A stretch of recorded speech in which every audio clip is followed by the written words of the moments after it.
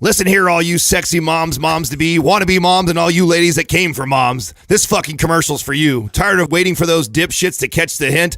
Tired of walking around with an average butt? Well, guess what? The boys at Mind Pump don't want you to settle for that flat ass. That's why we created the Butt Builder Guide and Bundle. It includes Maps Red and Maps Black, 6 months of expert programming, and a guide to make sure you build a tight ass. So for this Mother's Day, we're hooking you mamas up. Half off the Butt Builder program for Saturday and Sunday only, so hurry up and head over to mindpumpmedia.com and click the big pink button.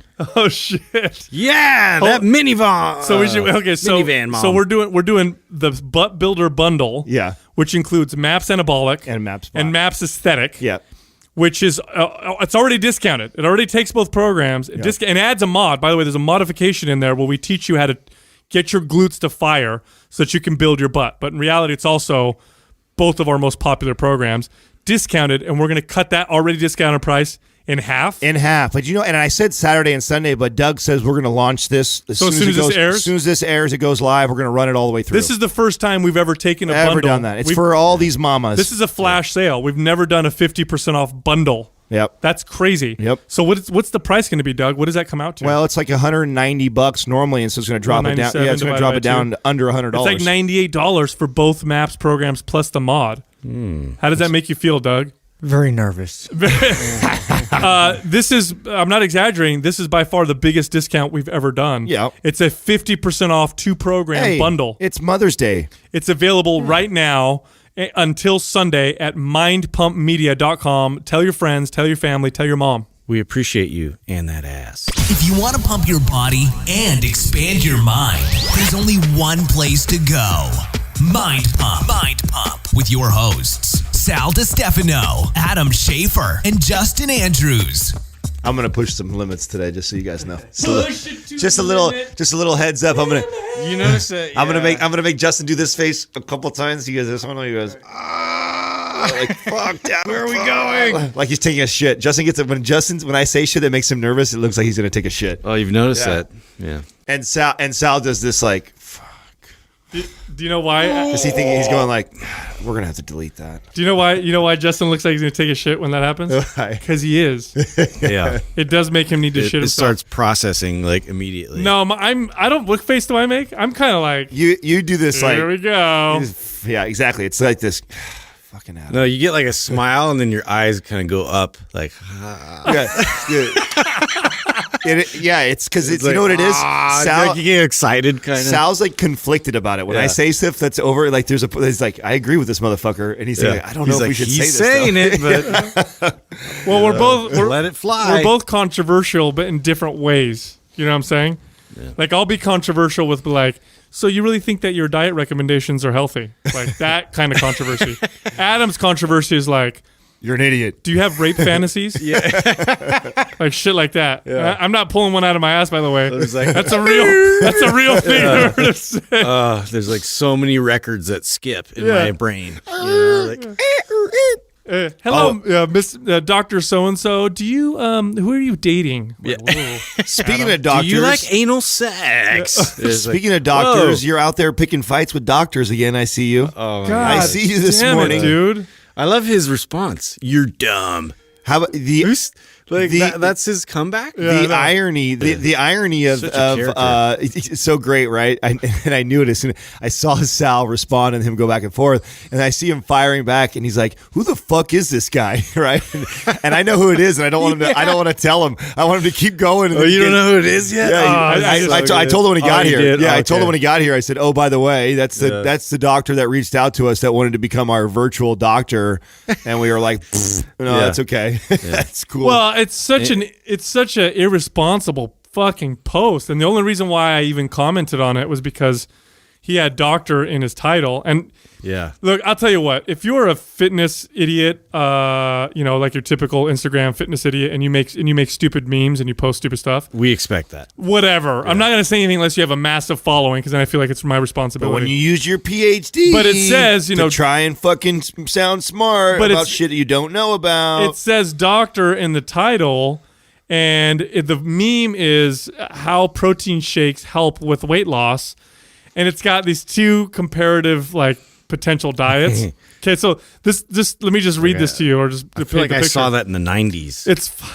So it's like two comparable diets, right? The first one has sensible breakfast and then a burger, fries, and soda for lunch, and then sensible dinner. The second one says sensible breakfast, protein shake, sensible dinner. Oh, wow, you'll lose weight with the second option. And it's like, okay, that's like me making a meme like, here's fire, put your hand in fire, it burns. Like, no shit. This is the Slim Fast model. Remember Slim Fast? Yeah, back in the 80s and 90s. And then it became Shakeology. And then, it just gets repackaged and repurposed. So I'm just like, listen, dude, I told him, like, are you really trying to say, like, protein shakes are great meal replacement? Like, that's what people should do? It's slightly better than eating shitty food, but is it really? And is it long term? And I guess he's an obesity specialist. And he's like, you should come see the data. I'm like, yeah, people are gonna fucking lose weight when you cut their calories. Nobody's debating that, you moron. But let's look at the long term success of this. Like, all of your super obese patients that you put on these fucking shakes. Well, let's see them 5 years from now. This is what's wrong. Yeah. I was just having this conversation with Taylor. I was kind of he was asking me like, hey, the more he's learning about Paul Chek, he's just like, man, this guy's so awesome. He's so smart.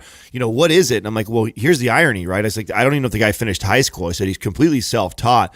But what he did different than what most people do here in America is he's not specialized in just one part of the body. Like, that's what happens here. Like, you become this specialist in an area, and that's all your hyper. Now, there's pluses to that, right? Because you spent 8 years of schooling and all your studying and all your research in this area or part of a body or stay in your lane. Yeah, well, it's single topic, right? Well, even that, here's the problem with that. Like, you get someone like this who's an obesity specialist. Like, what the fuck does that mean? Like, that means that all you study is people that are overweight, right? That have these eating problems. And then you put a study together like what Sal's talking about where you replace a meal with a protein shake. Like, no fucking shit, they're going to lose weight. Can I tell you something? You're not addressing the psychological issues that these people... Not at all. No, not at all. You're not addressing... And let's be honest, that's where the real root cause is there. It's not in their calories. Their calories is just a part of the problem. The real problem starts with them inside and what's going on in their fucking head. Well, do you know how many people I've worked with, how many times I've had clients come to me who have gone to doctors like this and lost, I lost 80 pounds. I lost, 90 pounds. And the way they lost the weight was almost every single time the doctor took food away and replaced it with shakes and bars. With shakes and bars.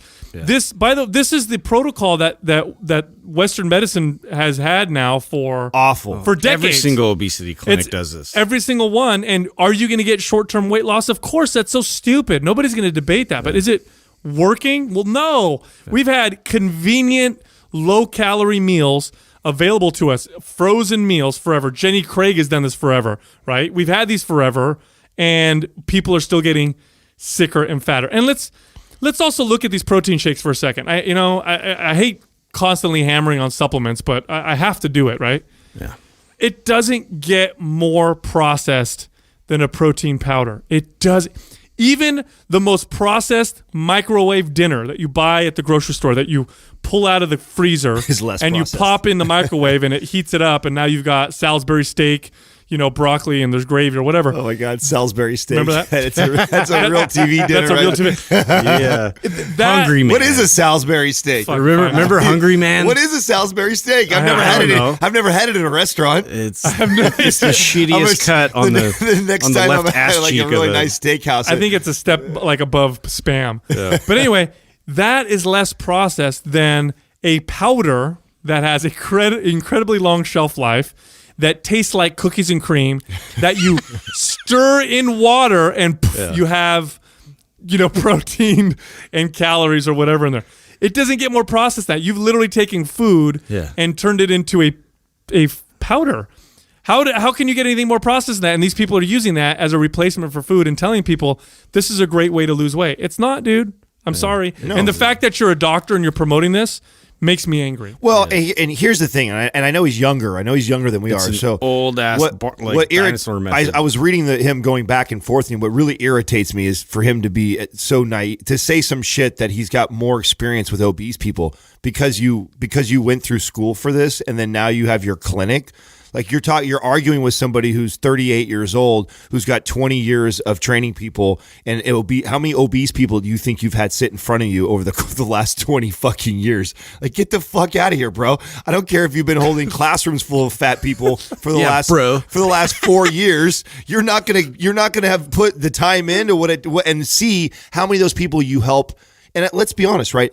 How many of these people did we help that way originally? That's what I did. That's why I'm so angry about it. That's what we were taught. It's like, I did the same thing. I put somebody on some low-calorie diet, ran the fuck out of them for 6 months. They lost 60 pounds. We high-fived each other. They went along their way. They came back. I saw them 2 years later, and they were fatter than what they were when I got them. You know what I'm saying? Like, and that was a common theme with these obese people because I wasn't really helping them. It's not real life. You're not addressing the root cause, right? That's everything that we've been talking about is the root cause of stuff. It starts in their head. You're not teaching them anything. No. You know, they're not learning anything. All they're doing is they're following this protocol, and then once it ends, how do you transition from there to real life situations where you're at somebody's house, you have to make decisions?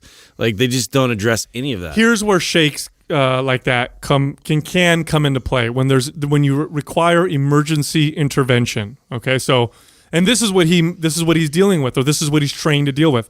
If I'm an obesity specialist, right? I'm a doctor that deals with obesity.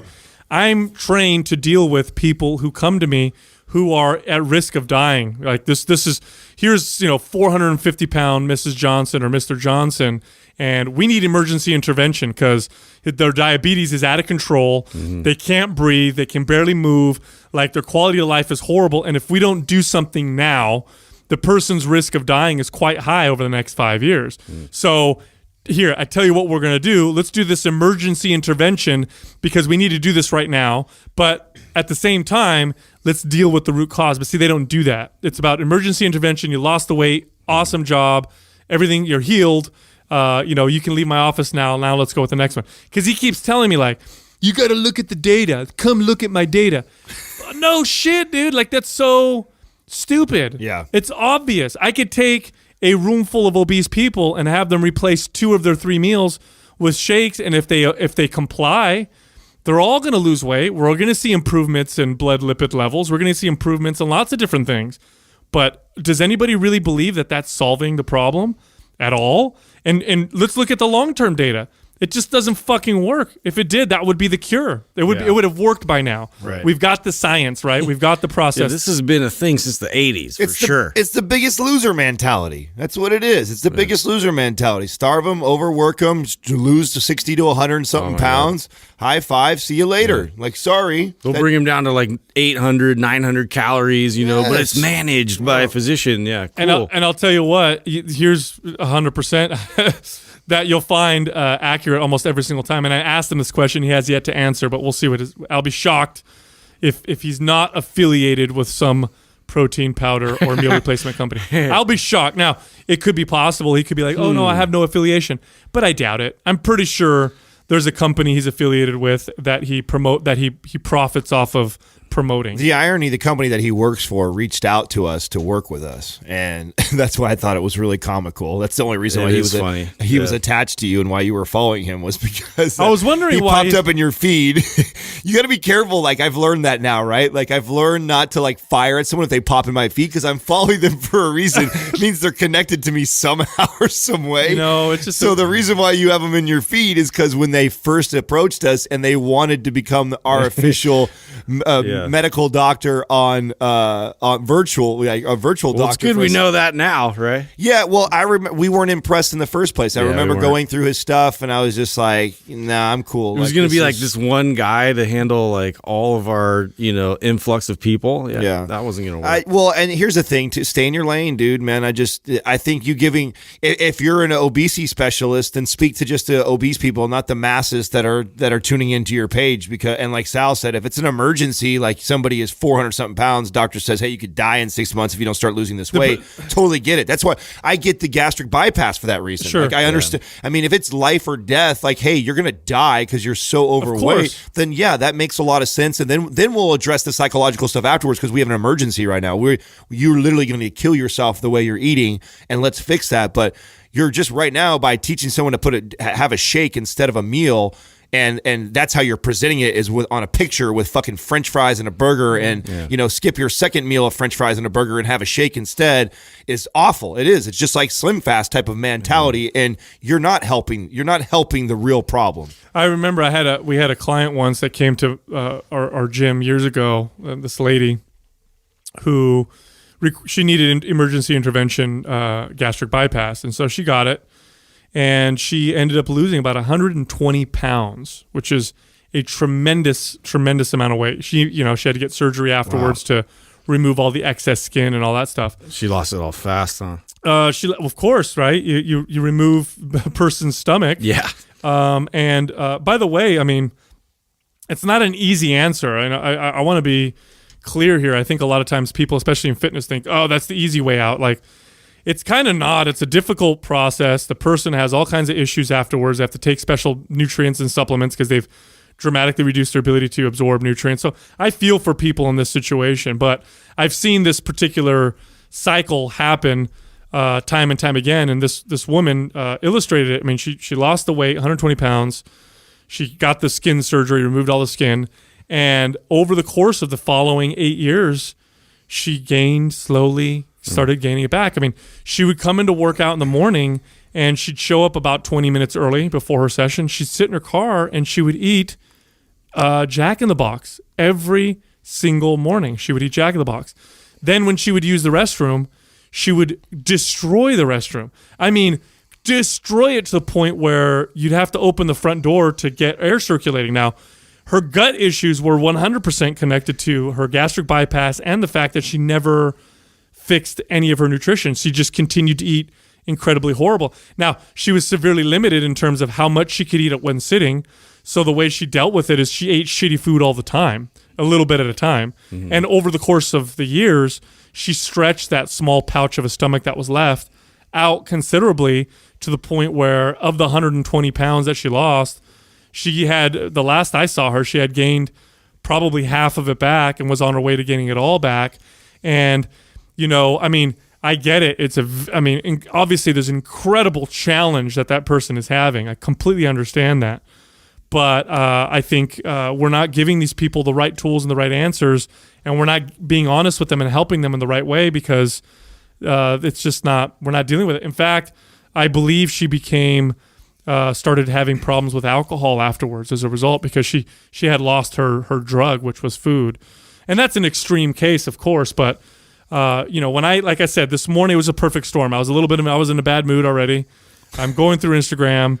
I see this fucking stupid post about, here's how a protein shake can replace a meal and make you lose weight. And then I look at the guy's name and I'm like, Dr. So-and-so. And I'm like, oh man, today's not your day, buddy. Well, I'm gonna have to say the buzzsaw. Well, and I think you didn't just totally come right after him. I think I don't remember how you started the conversation, but maybe you did. I don't know if you jabbed him right out the gates or you just asked a question to see how, because typically you do that. Normally when you're trying to get after someone like that, you still don't attack. You normally just ask a question that's thought provoking to see how he responds. Let's see. Oh, okay. So here's my first. I did kind of jab. Here was my very first comment. This is stupid. Oh, God. You were in a bad mood, bro. Yeah. Just trying to get your bag right there. You're obviously in a bad mood. No wonder he called you dumb. I said, this is stupid. Just eat real food. Protein shakes are about as processed as food can get. Horrible advice. His response, you're dumb. And then I went off. Hey, man, sorry. Sorry, not sorry. Well, I was going to say, we tend to have a shorter fuse for people that put doctor in front of their title. If you're going to put that doctor in front of your title, then you start advising people. Well, his advice is no different than the fitness guys and girls who are selling supplements. It's no different. No. It's exactly the same. I have more patience for them, though. I have more patience for them because I feel like they just don't know. I think that someone like him who's been through all the schooling, reps himself like that, talks like that, and you got to know when you're in that position. It's the same thing like us, okay? Like, for example, we now know that we are in this position. We've now have a ton of people that are connected to us that look to us for advice.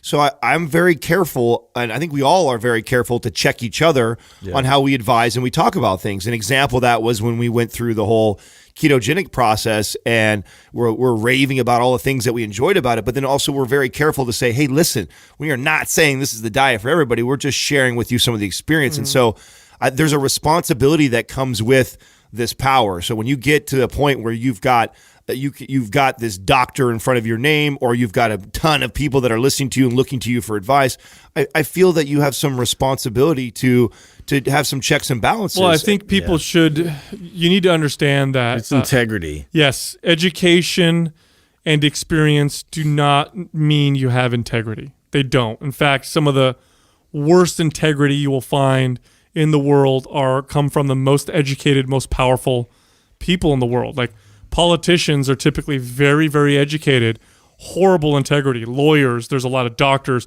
researchers. You know how many scientific studies are just, you can't replicate them. You copy their everything they do and it doesn't replicate. And it's obviously because there was an incredible bias or lack of integrity on the part of the researchers who are trying to, squeeze out some kind of result or tweak the numbers to look a particular way so that they could satisfy their sponsors or whoever, whatever companies or whatever sponsoring the study. It's shitty. It sucks, but that's the world we live in. Well, I feel it's lazy. I feel that what he's promoting is one of the laziest ideas to lose weight. It's the equivalent to me of like somebody coming in and me just hammering them so they get like a crazy sweat out of it and they get super sore, and then they come back, and then I just keep doing the same thing over and over and over again. Because like by math, we're burning X amount of calories, and that's all we're concerned about.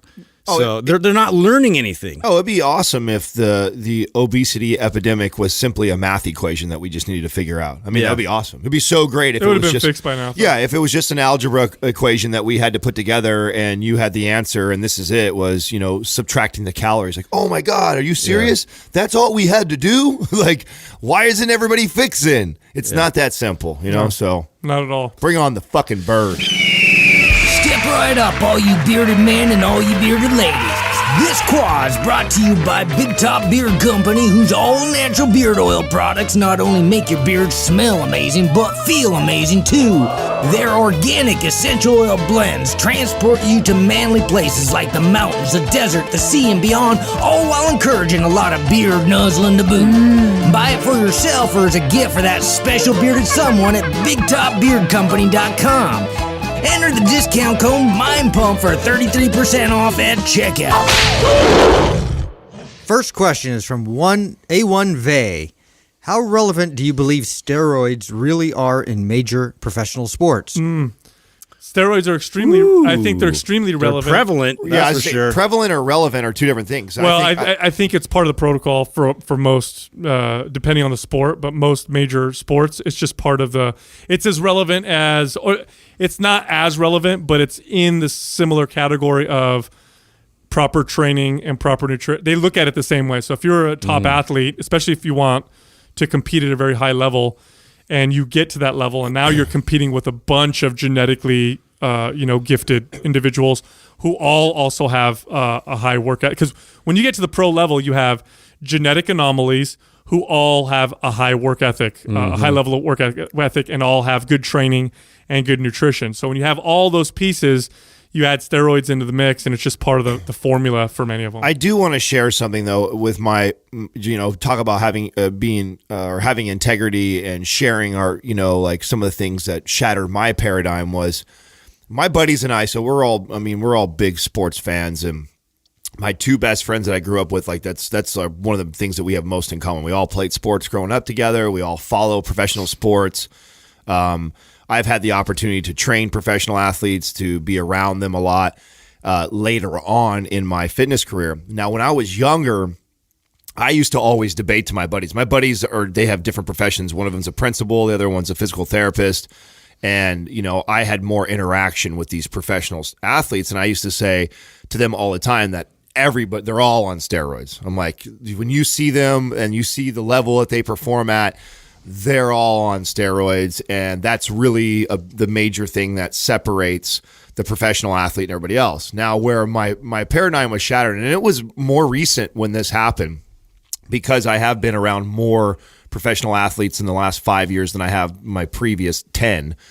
And on top of that, I remember watching that TED Talk that was really powerful for me, and I had never seen those stats before on how sports have evolved from the science of the shoes, the turf, the pools, the way they're designed, that they swim in, the caps, and like what a difference. And there's The also spandex, all that stuff. what they call the democratization of sports, where athletes became very specialized, where basketball players got real tall. And if you look at football, is a great example. Football is probably the best example of any sport you can get where you can clearly see specialization in positions, where a lineman looks totally different than a cornerback. Completely different. So it's like they're born for that. So these things, all this started happening right at the same time. I came across that TED Talk, and then I started putting more and more of this together. And then I actually got some of my closer friends, like, Eric Frampton and Brendan Abendejo. Like, these guys are all natural. We're in the league for 13 plus years. People like Navarro Bowman, some of these guys are actually all natural athletes. And I know that because they're friends of mine. I've had chances to talk to them, like, and share about it. Like, I was genuinely curious, like, did you get, and they're like, no, some of these dudes, and that's where the genetic piece, I realized, like, well, they're just a majority. Well, it's the 1%, like that make it even to that level. It's like ridiculous. So I've now changed my whole theory on professional athletes and steroids, and that is most of them actually are fucking genetic anomalies, and that's what really separates them at the professional level. And they were on that course as young kids all the way to there. Now there is a high majority too that have dabbled in steroids and stuff like that. Well, there's always the temptation, even though they have that gift, they're competing with somebody, like, they've always killed it, right? So growing up, like, in all the sports, they pretty much dominated everybody. Now all of a sudden they're in an arena where everybody's just about equal. Yeah. So every little incremental performance gain is so valuable to them. So the temptation for it's even greater. You know where I see the benefit of anabolic steroids for professional athletes? Recovery. And helping them 100%. And helping them, especially as they age. I actually think they use more anabolics for that are geared towards recovery than I actually do. Before, I used to think like everyone's hopped up on testosterone and growth hormone, and they just grow to be these huge humans because of all the shit that they're taking. And now, knowing what I know now, I go, I don't think that at all. I think they're using how they train. They train specifically just to last. To promote longevity in their career. It's not about gaining like this extra mass to dominate. That's not the plan. People don't realize, like, these sports are real extreme in terms of the damage they cause to the body. Even a sport like basketball, which you don't think it's like football, right? But these guys, the way that they're playing and running on a consistent level at that level that they're playing at that professional level, and the size of these guys. I mean, here's the other thing you want to consider. We're talking about genetic anomalies. Like, when you watch basketball, you watch a basketball game, right? You're looking at a bunch of dudes who are 6'8" and up, right? And a lot of them are 7 feet and up, right? Massive humans. Now think about your everyday life. Yeah. How often do you see a 7-footer? How many times in your life have you truly seen someone that's 7 feet tall and excluding actually going to a basketball game?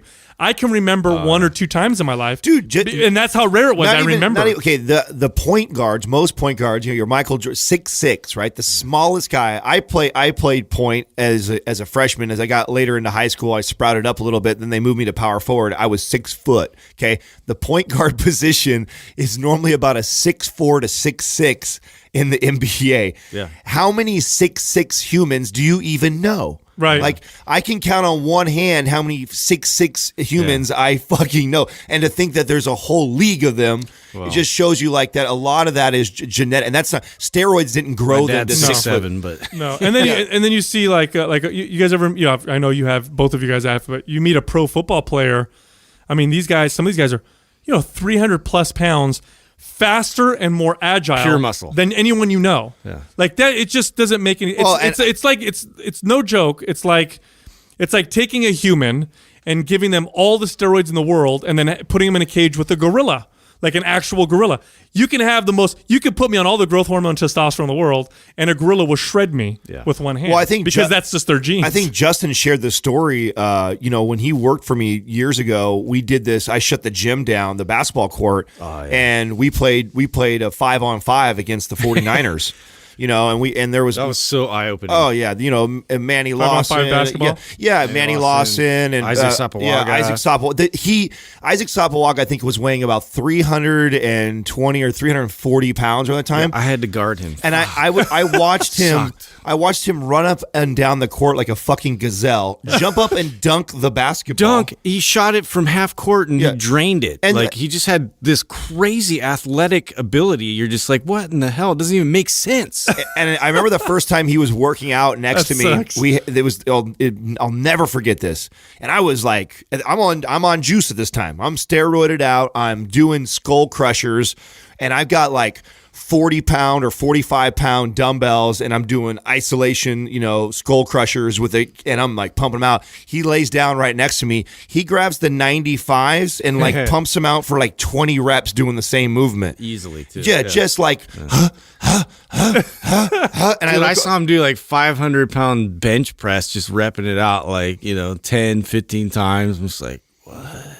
He's a Samoan guy, right? So you see this, and I used to think that it was all steroids, and I don't believe that anymore. No, I just think it's part of a lot of their protocol. Yeah. But is it making them a pro athlete? I think it's more for the guys that are on the fringe, right? The guy that's like just you're like barely you're making Rudy kind of guy, that just won't fucking let it go. Like you're not like gifted like all these other guys, you know, and you just have to like, no, I could do this. Like I got skill, and there's a couple of those guys that they break through and it's all heart, but they need something else. So trip off this, right? Think of the average person physically, and then think of these just freaks of nature who are these elite athletes, and think of the difference physically, right? You got average Joe Schmo guy over here, and then you've got like, pro, track and field, whatever, or football player or whatever, right? The difference between the two is like two different species, right? Yeah. Now, do you guys think that happens intellectually? Do you think that there's people who also make up that small? Of course. How crazy is that? Yeah. Imagine walking around. First of all, imagine walking around being that genetic anomaly physically. You just like, you could walk around like you could kill every human if you wanted to with just a swipe, right? Yeah. Now imagine if you're just one of those super intelligent people.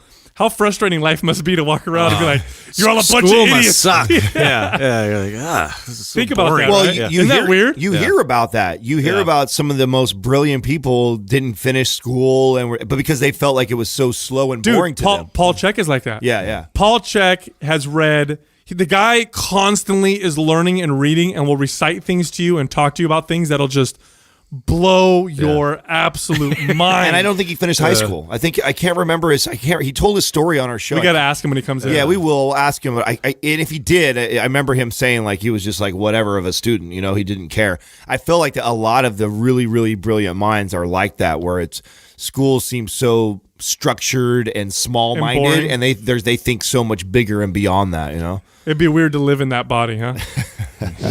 Quick interruption by our sponsors. You guys, lots of people have been asking us how they can support the Mind Pump Mafia family. Our first one is our Chimera Coffee that we love. You guys go to chimeracoffee.com. That's Chimera with a K for 10% off. Don't forget Mind Pump at the checkout. We also have our BigTopBeardCompany.com for 33% off. Also, Mind Pump at the checkout. Also, Brain FM. We talk so much about this for sleep and meditation. It's brain.fm for 20% off. Also, Mind Pump at the checkout.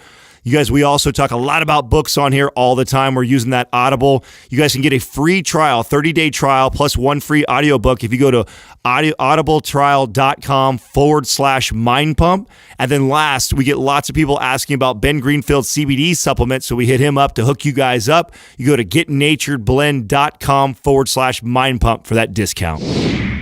Young Chillionaire 55. What are the books you would tell your 21-year-old self to read? God, when are you guys going to have to go for? I got to think about this. I can't really think of a book. I'm trying to think. Okay, so I'll give you some of the for sure ones that were big books for me. That it's not even a big book. So one of the shortest, best reads I've ever read. I think I've said this on the show at least 2 or 3 times before over the last couple of years. 1 Minute Manager. If you're in leadership, and so that's why, talking to my 21-year self, I was 20 years old when I was put into a leadership role. So I was already managing people that were all older than me at 20. So at 21, and I think it was until about 25 or 26 when I read this book. It was a game changer for me. 1 Minute Manager changed completely my leading style.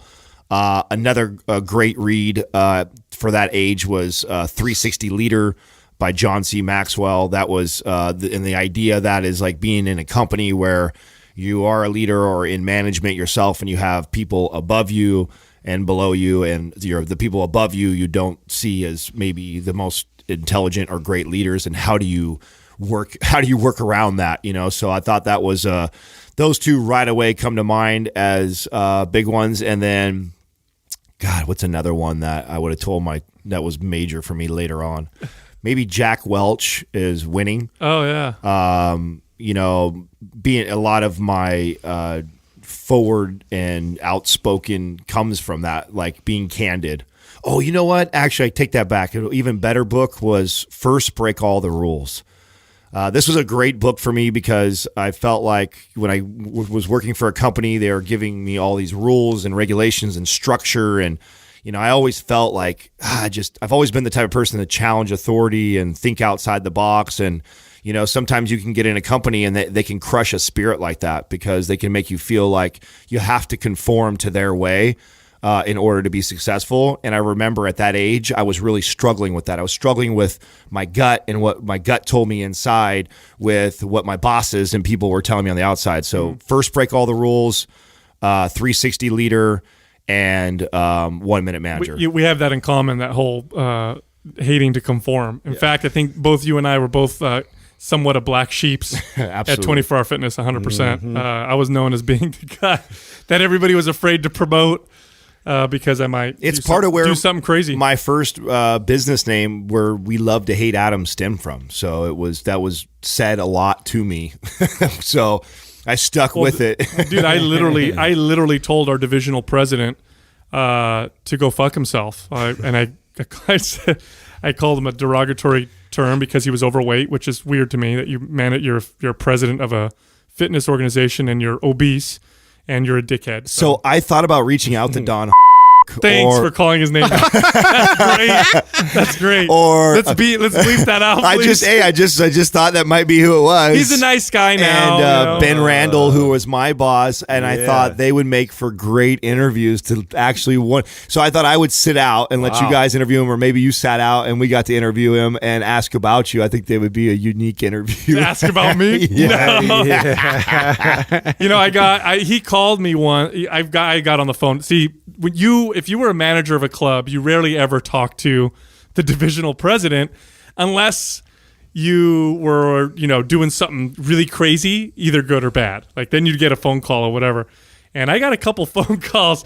One time I got a phone call because we got a ticket from the Sunnyvale Fire Department because I had my sales guys do balloon arches on all of the street lamps all the way up and down Fremont Boulevard and Sunnyvale Saratoga Road, so what we would do is we tie them kind of loose and let them float up. So they're way up in this. We blew up like 4 tanks of helium to do this. And the balloons were like blowing into the street, it's causing traffic and shit. And fire department comes and tells me to take them down. And I said, I'm not going to, I can't, I don't know how to get up there. So they wrote us a big ticket. And I got a call from him. And he was so angry. And I said, yeah, well, how much is a ticket? I said, subtract it from my total today because I just crushed all the other clubs. I was a total cocky dickhead when I'd get on the phone with some of these guys. So here's a good business book that I read that I think would have been great if I had read this when I was 21. It's by Jim Collins called Good to Great. And good book. One thing that stuck out to me from that book was he talked about using windows and mirrors was the term he used.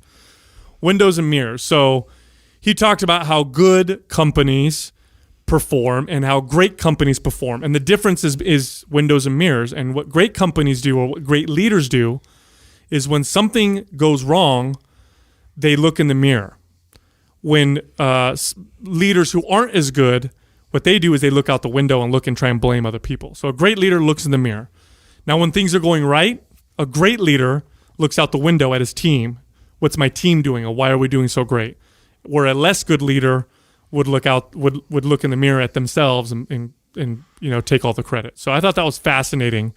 And I had remembered working for some incredible leaders, and that's how they were. Like when things went wrong, it was like, okay, what can I do as a leader to do better? And when things went great, they gave us all the credit.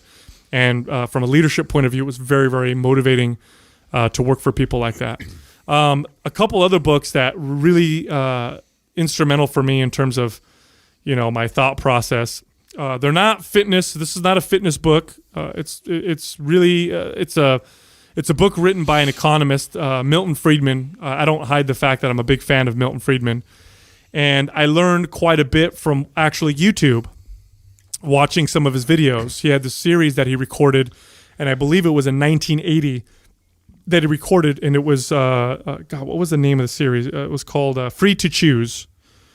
And it was a brilliant series because Milton Friedman, very, very smart man. He puts things, the way he talks about things, he explains things in ways that are very easy to understand. He's like the Carl Sagan of the economy world. Like Carl Sagan, as a physicist, was very smart. He wasn't the most brilliant physicist in the world. He wasn't breakthrough or anything.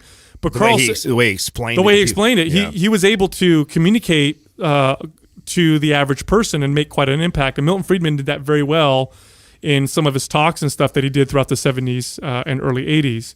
And he wrote a book called Free to Choose and another book called Capitalism and Freedom. And it really helped me understand how economics really is that's really the driver of peace worldwide is through economics. There's lots of philosophies of how we can become more peaceful as a society, but economics from a standpoint of what is actually going to work, what's realistic is the most powerful. And I learned quite a bit from reading that. I also read a book by Ayn Rand, The Fountainhead, and Atlas Shrugged. Now I'm not a huge Ayn Rand fan herself, but the books themselves are really fascinating, and it helped me understand how sometimes as a society we place a lot of blame on certain people who are actually doing things that we're benefiting greatly from.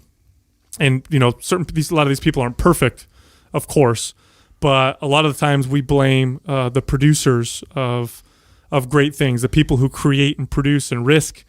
And because they're the producers and the creators, we also look at them and blame them many times for a lot of great things, when in reality we don't look, it's like we don't look at ourselves. And I remember having a conversation one time with somebody who was talking about how they were blaming retail companies for a lot of the problems in society, and they were saying, hey, look, man, like look at all these liquor stores that they put in these bad neighborhoods. Like they're just perpetuating this bad situation. And I remember after reading some of these books thinking, well, all we have to do is stop buying their products.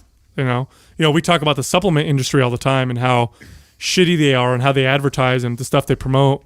But at the end of the day, they wouldn't exist if we didn't buy their products. Yep. And the power is in our hands. And reading about economics and reading some of these books helped me understand really how powerful I was as a consumer.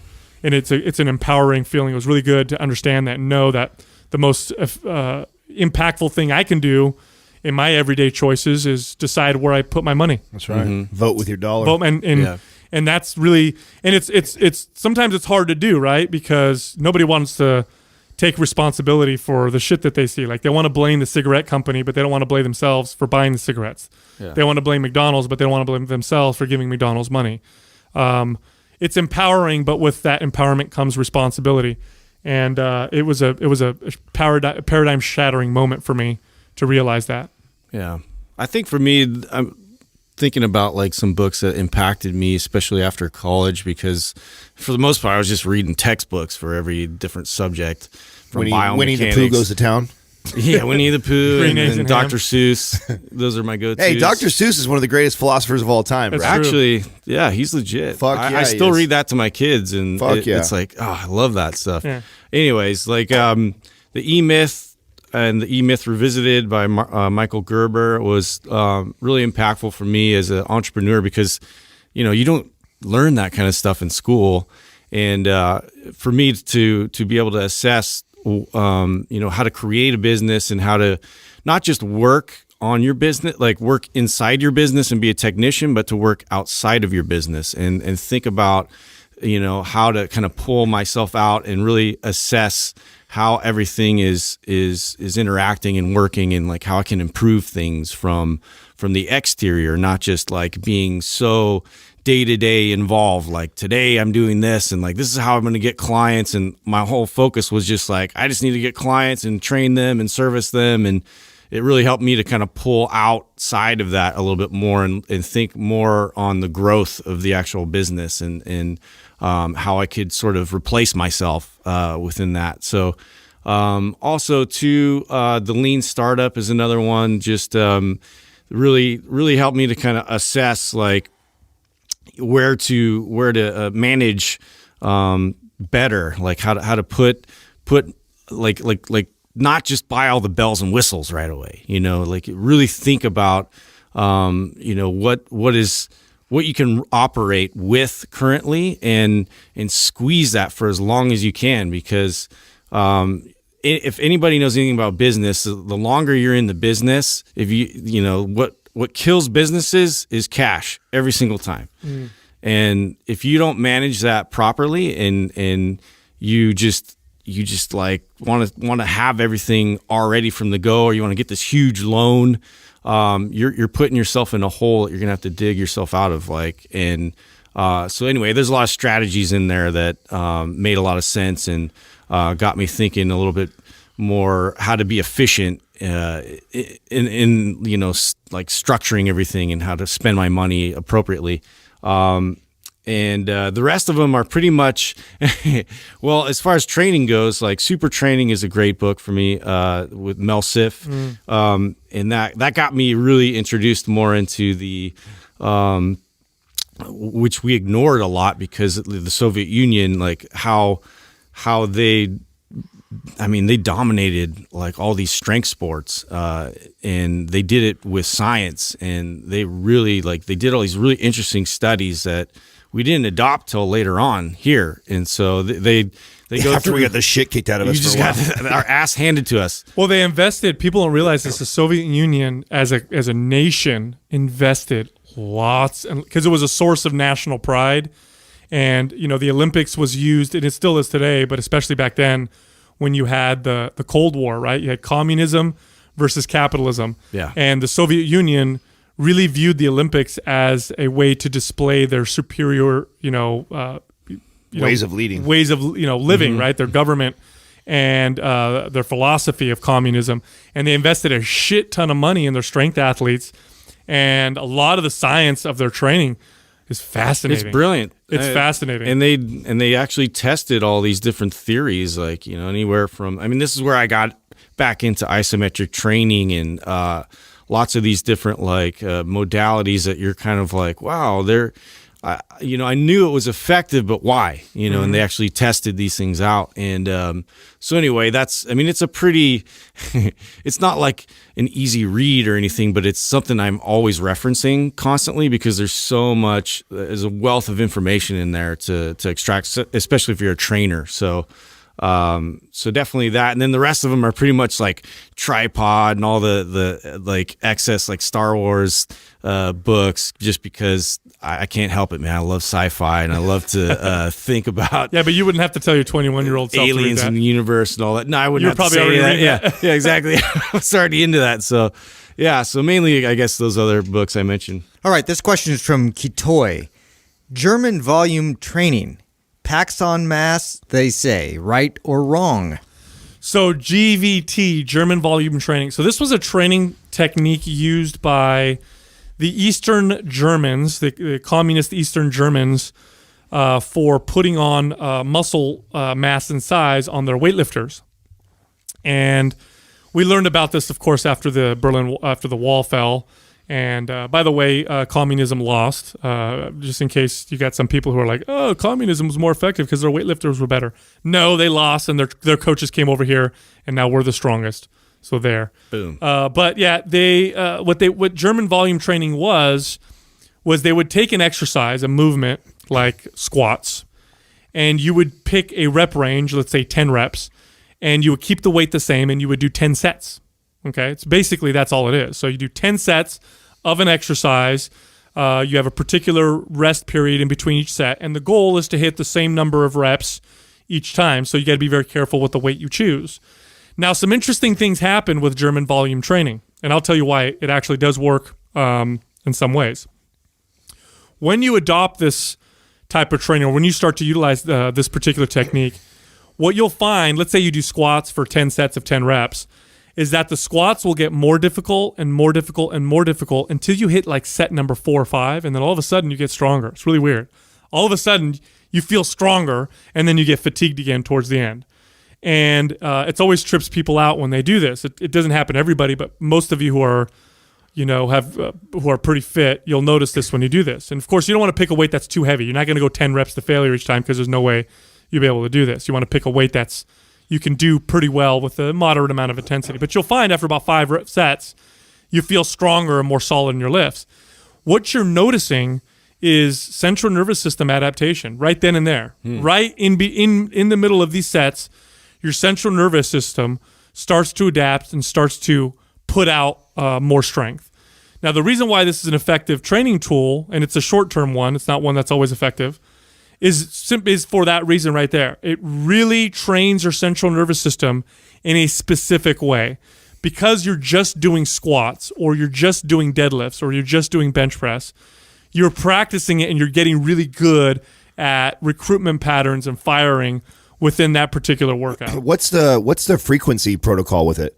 Is it once a week, twice a week? So the Germans actually did it differently than bodybuilders. Bodybuilders now will do this, and they'll do their body part split with it. So if today's chest, then I'm going to do 10 sets of bench press, and that's my workout, and then I'll do it again. So I've actually followed this protocol before, so I'm curious to like exactly how the frequency works. Well, they would have pretty frequent because they were weightlifters, and weightlifters lifted very frequently. Yeah. So they would do this, and they'd probably do this 2 or 3 days a week with a particular exercise.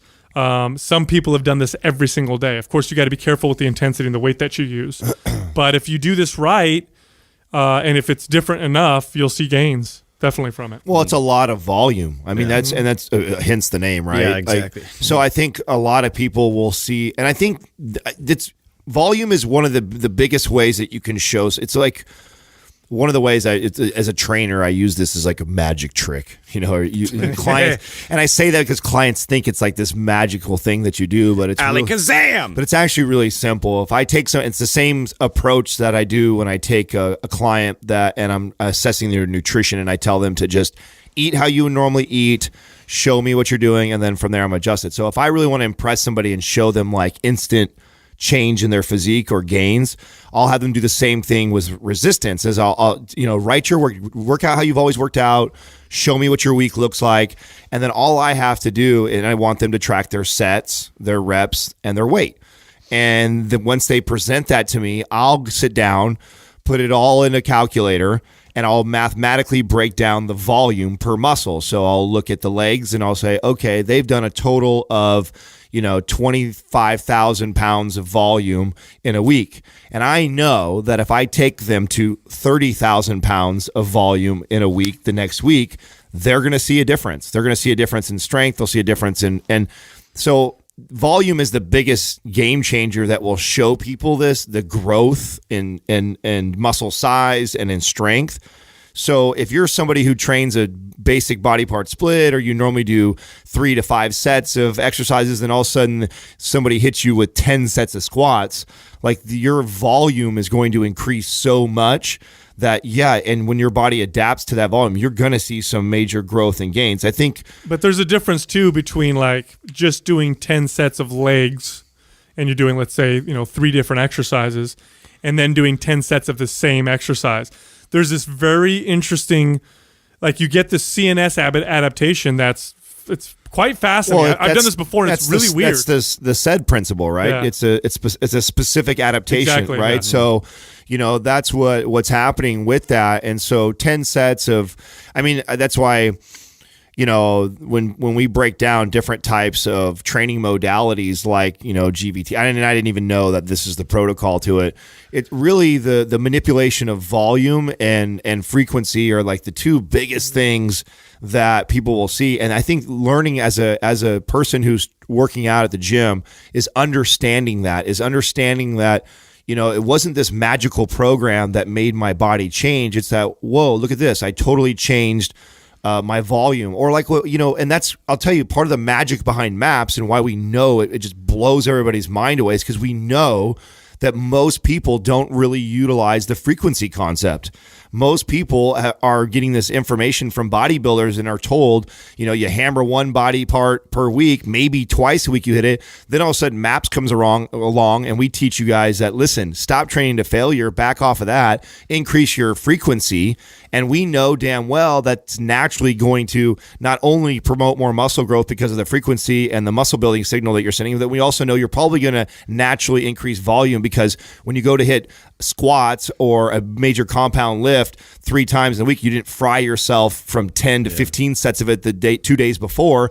We know that you're going to be able to increase your weight and your volume. So, you know, it's even MAPS, it's not, we don't say it's magical. We just understand the general population and how they train, and we're giving people the tools that actually really will change your body and your physique, and that's the real magic behind it. If you're doing that many reps and sets, you know, in one specific thing, your body gets really good at that. You know, and it's just like practice, and your body's going to respond at a high level when that's the focus, and you're not overpowering it with all this load and you're frying yourself with it. It's just like practice. You're just like continually, repetitiously going through this. It's here's some drawbacks to it. So it's actually quite effective in the short term. This type of philosophy, you will get stronger, you will build muscle. You'll adapt quickly. And overuse injuries are very common with this because you're doing the same thing over and over again. You'll notice you might start getting problems in your joints. So if you do utilize German volume training, do so for short periods of time. You know, I would do it no longer than 3-4 weeks at the most, and then back out of it. Otherwise, you will find yourself causing yourself some problems. Next question is from Fit OG Fry. You just got your own bat cave. What do you put in it? Bat cave. I'll talk about let's talk about the gym I'd put in it. No, see, that's okay. You go that way, because I right away I'm like, I'm not putting a fucking gym in my back cave. You're a fucking superhero. I already have that. Our gym is built the way I'd want it, man. Like, we have the toy. Like, I couldn't be happier with. Batman is like a billionaire. You put like all this like cool electronics. That's where I'm at, bro. Latest gear. I've got 100-inch fucking HD TV. I'm getting one of those suits that like make you invisible. So I can just you want shit that doesn't exist, basically. Yeah, totally. Yeah, I don't know. I want my bat cave. I'm like Justin. I'm into tech and new toys, and I'm a movie buff guy, so I would actually build a pretty fucking sick, like, you know, underground movie theater experience, because I enjoy watching movies so much that I would want my bat cave to have that, maybe a couple of my arcade games inside there, maybe make sure it's about a 15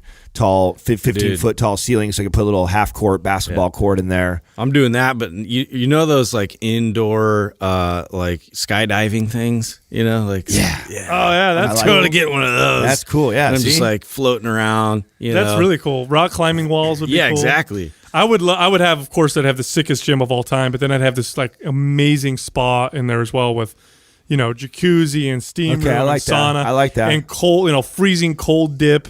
I'd have like the latest stuff. I would want, you know what kind of steam room I'd want? I want a steam room with a TV in it that doesn't get fogged up. Oh, that'd be dope. You know how sick that would be? Yeah, it would be dope. You're just chilling there. And Yeah, okay, I like where you're going now. Like, so I would like stuff like, I would like a place, to me, that would be this ultimate relax, like the things that I love to do to like calm me down, which watching movies is there. Steam, I love the hot cold dip concept. That's a brilliant idea. Badass TV, which I could watch from my steam room, I think would be awesome. You know, some sort of a like, you know, massage type chair or table. Let me ask you guys, I want a butler. Do you really? Oh, we could. Like a hologram one. I mean, it is a Batman cave. We got it. We should have. What's his name? Okay, well, hey, Jeeves. Okay, that's a good. I would Give me have a beer. I would have a specialist come in, test me for everything, food intolerances, hormones, the whole deal, and then prepare my meals every day based on my new measurements every single day. So I'd eat my It food. like scans you. Like today, your diet's going to be comprised of largely saturated fats because we noticed blah, blah, blah, blah, blah. Or today, we're going to give you some more starches because this went down and that went up. You just And I'd contracted HIV. I'd be oh, what? shit. I mean, I meant herpes. I'd be optimized all the time. You know what I mean? So let me ask you this. Would you guys rather have a super ridiculous, expensive inside of your house or a small, nice little pleasant home with a lot of land that you could do shit with? Which one would you rather have? Oh, dude, that's a tough one. And I having all the land on the outside and the sunshine and the fresh air and all that sounds really cool. Like I'd really love to have I like land, dude. But I got to be honest. Like I've told Katrina this a million times. Zip like, line course. When we build our custom home, I will have a master bedroom that is literally like a vault. Like air won't be able to, only like filtrated cool air will get in because of my allergies. And I just want to be able to breathe, and I want to have this like complete dust free room. Yeah. So I want you're total I do want like the bubble boy type of a room. So as much as I appreciate outside, it looks better for me looking from a window than it actually is being out there because and of course this is close to home for me right now because the last 2 weeks of allergies has been fucking insane. You know that one house that's I don't know if it's Lake Tahoe, but like there used to be like one of the gangsters owned it where they had like this secret bottom half of the house where they could like escape with a boat and they just get on the lake and like take off. I want like secret compartments, you know what I mean, like that, and then like I could go on a lake, or then I just zip line the fuck out of there, you know. What do you get an argument in case with the feds come after me? You get an argument with your wife? Yeah. I'm out of here. I'm out of here. Zip lines. Yeah. Go hang out my Ewok. No, village. I'd love to have like a creek that I could like put my feet in. I'd love to have like, grassy hills that I could like pull sleds up, and, I'd love to be able to hike on my own property and meditate. And I'd love to have like a tree area designed for meditation. I don't know. I'd like that. I'm not too excited about like a crazy big internal part of the house. I want a nice, comfortable house, but I'd rather have something like where I go outside and there's like a big Buddha statue with like waterfalls and shit and that kind of stuff. You know what I'm saying? Peaceful. Yeah, exactly. I like it. Check it out. Go to mindpumpmedia.com. 30 days of coaching is still available. And guess what? It's still for free. Also, if you want us to answer one of your questions, like the ones we just answered right now, you got to go to Instagram, Mind Pump Media. That's where you'll find us. Look for the Qua posts and ask your question. Hashtag that. Make sure you hashtag Qua, Quah. And if we like your question, we will answer it on air. You can also find our individual Instagram pages. Mine is Mind Pump Sal. Adam is Mind Pump Adam. And Justin is Mind Pump Justin. Thank you for listening to Mind Pump. If your goal is to build and shape your body, dramatically improve your health and energy, and maximize your overall performance, check out our discounted RGB Super Bundle at mindpumpmedia.com. The RGB Super Bundle includes MAPS Anabolic, MAPS Performance, and MAPS Aesthetic. 9 months of phased expert exercise programming designed by Sal, Adam, and Justin to systematically transform the way your body looks, feels, and performs. With detailed workout blueprints and over 200 videos, the RGB Super Bundle is like having Sal, Adam, and Justin as your own personal trainers, but at a fraction of the price. The RGB Super Bundle has a full 30-day money-back guarantee, and you can get it now plus other valuable free resources at mindpumpmedia.com. If you enjoy this show, please share the love by leaving us a 5-star rating and review on iTunes and by introducing Mind Pump to your friends and family. We thank you for your support, and until next time, this is Mind Pump.